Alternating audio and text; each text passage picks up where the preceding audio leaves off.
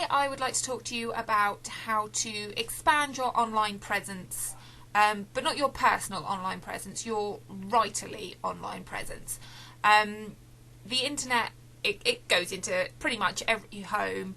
You know, we've got it in the palm of our hands now.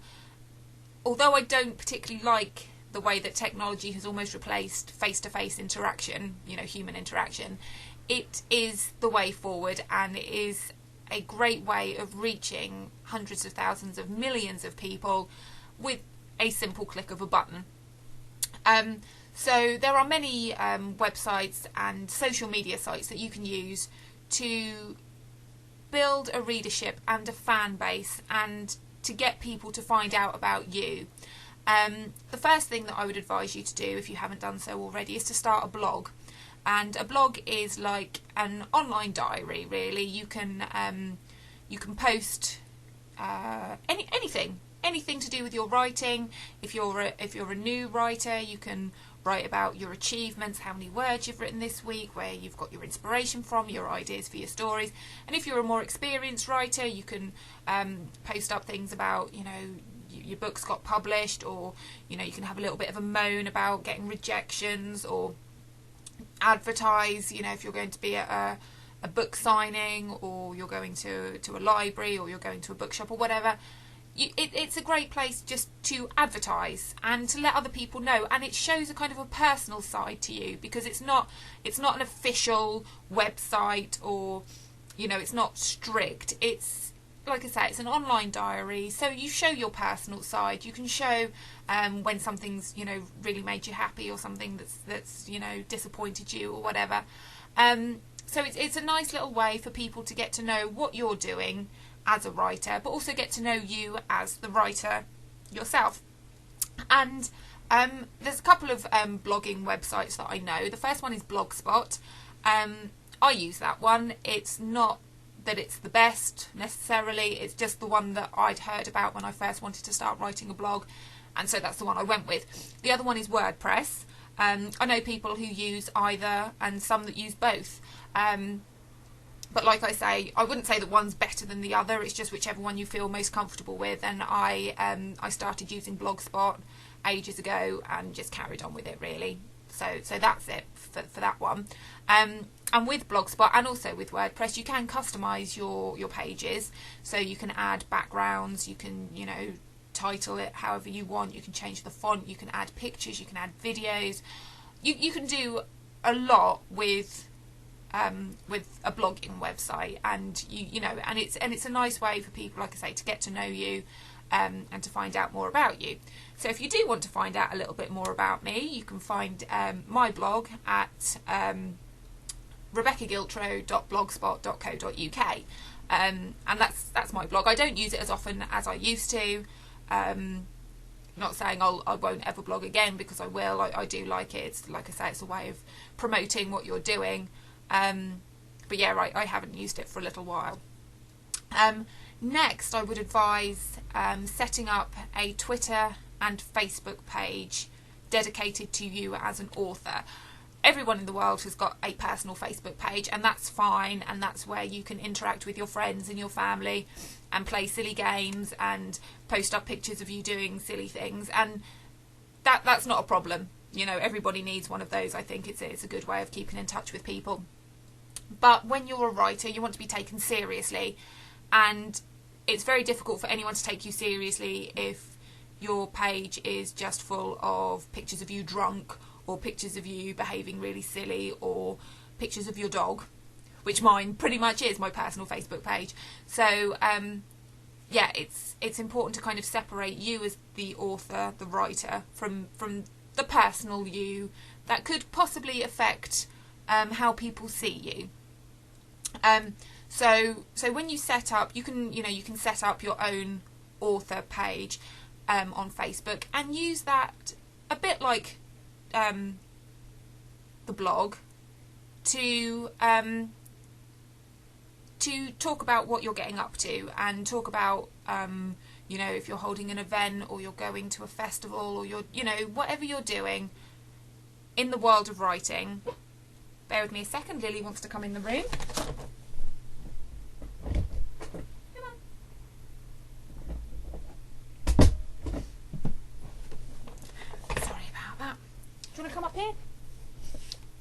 Here we go. There's Lily. Yeah, so you can use Facebook, like I said, and you can reach a wide audience with that. You can obviously invite your friends and family to like your pages, but then you can stretch it a little bit further and find, you know, readership further afield. And the same with Twitter. Use that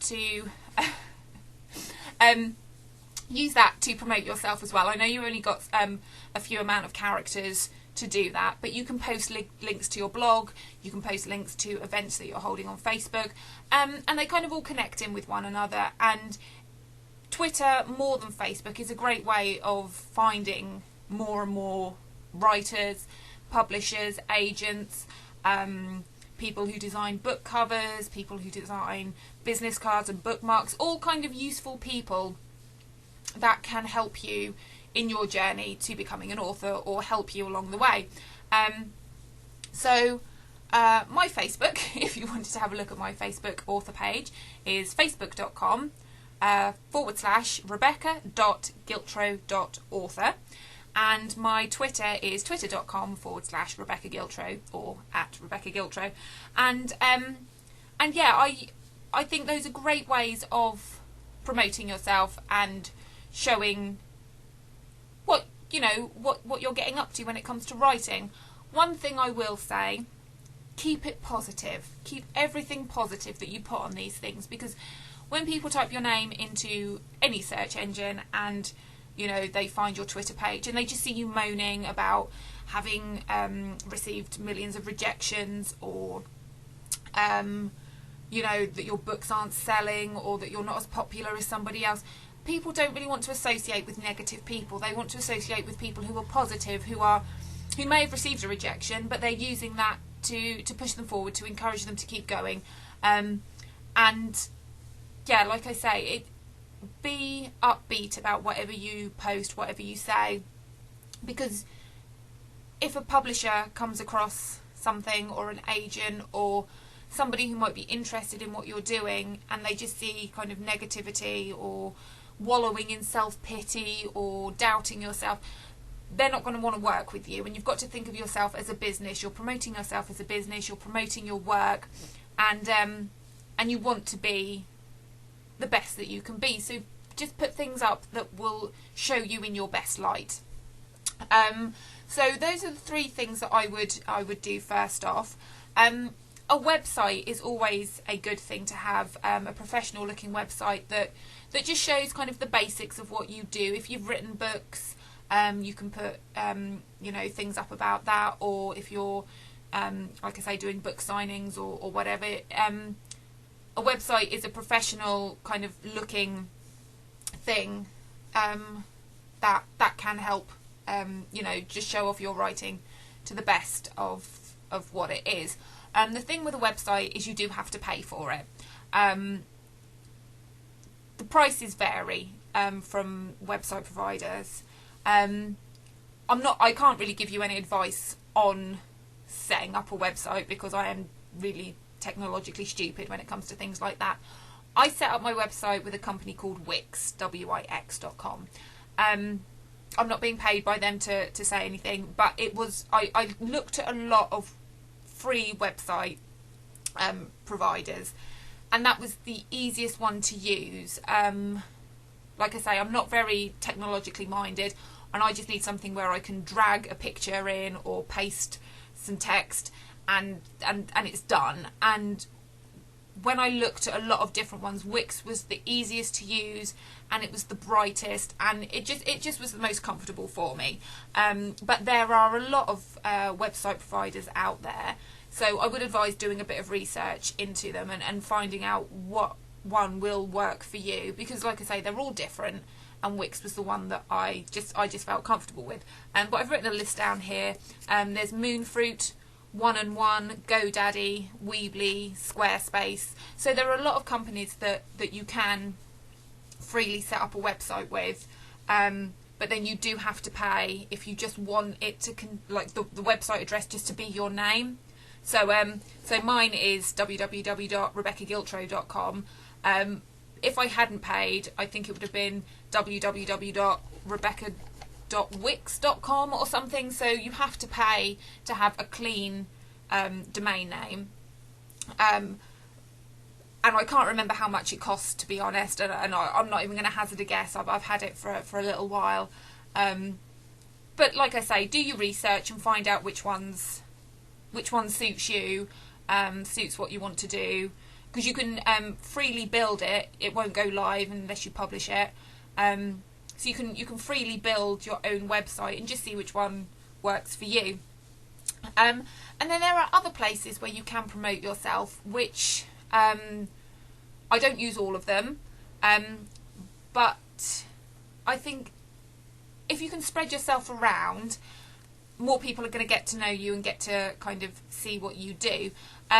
Something that I have signed up to and that I haven't really used properly because I wasn't sure how to use it is a site called LinkedIn. And it's almost like an online CV, and you can post information about your education, your jobs, your previous jobs where you've worked, the skills that you have. Like I say, when I started it, I wasn't 100% sure of how it worked or what it was, because it seemed very business-like. It wasn't fun like Facebook.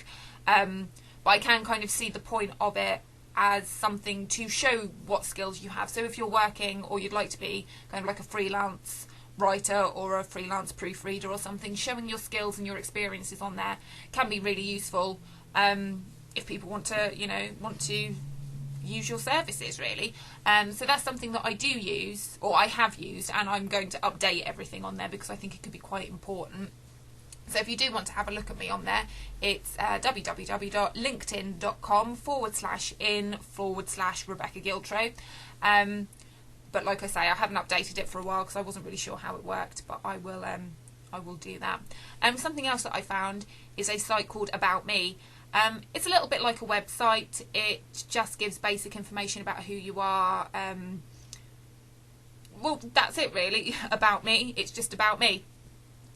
Mine is about.me/Rebecca Giltro, and it just contains information that I've got on my blog and on my website, really. But it's just another place, to find people. And for people to find you. And the final thing that I have used, but I haven't updated in a while, is Goodreads. And that's a website for book lovers, really. And if you are an author, or, you're planning to be, it's a place to find books and to find information about books and opinions about books. And like I've said before in some of my other videos, it's so important to give reviews on books that you've read, because authors have worked hard, and the readership is what keeps them going. So on Goodreads, you can get involved in conversations about books, or discussions, or even kind of talk to authors. A lot of authors do use it, and you can get in touch with them and ask them questions. And do you want to go down? There we go. And yeah, so that's another place that you can kind of promote yourself. I've jotted down a few other kind of social media sites and other sites that you can use. I don't use them. Oh, there's a lot that I don't use, not because there's anything wrong with them, I just don't use them. And these ones are Pinterest, Google+, Tumblr, Flickr, Vine, Ask.fm. And there's probably loads more out there that you could use, but it's just finding what suits you and what things you have the time to kind of update and keep up to the minute with all your current information. So promote yourself online. Use the resources that are out there for you. And I forgot, YouTube. I've just started using YouTube. It's a great way of, again, people getting to know you, getting to know who you are, getting to know how you think, and you can kind of meet people that way and find out, just find out things and make connections and meet people that could help you along the way.